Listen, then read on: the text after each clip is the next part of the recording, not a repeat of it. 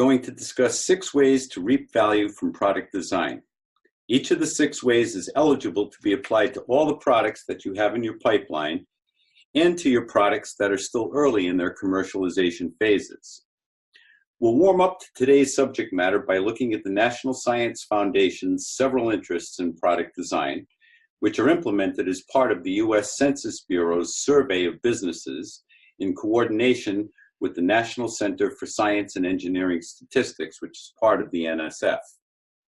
Next, we'll cover each of the 6 areas to reap, which form the body of this program. Our first 2 topics relate to digital designs. Digital needs a bit of an overview, which we'll do first. The current state of management science does not do a great job, yet, of separating digital accomplishments in infrastructure and administration from those relating to the development and commercialization of new products. They are not easily separable topics. In fact, there are some legitimate areas of overlap. The tracking and compartmentalization of capabilities always lags the achievement of capabilities by a few years. Companies first create capabilities. If they work, then companies build processes and systems around them. We should expect further separation to occur as time moves forward. The remaining 4 subjects are largely independent of each other.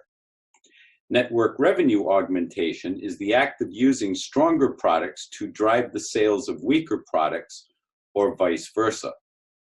IP leverage comes in several forms: digital capital, patent premiums, price premiums, licensing, and more. Product announcements discusses the best times to release news on products in development and early commercialization. And product awards makes a compelling argument that you should compete often, as the returns are disproportionate. All 6 areas discussed in this program are capable of generating more returns from product design and development than most companies are currently reaping.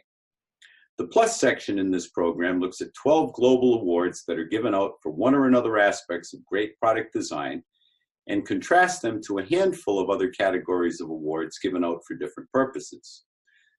We'll wrap up the program by looking at the market premiums that companies with consistently great design accrue to their financial statements. The last slide contrasts the financial results of top quartile design companies to industry averages. The numbers are big. Most GGI presentations include a good amount of secondary research, where we research the primary research and publications of other experts. For all quotes and citations in our program today, you'll find a proper bibliographic reference directly below the blue line at the bottom of each page that contains quoted or cited material and images. I wish that you enjoy our program, and even more that you put it to good use. Okay, let's dive in.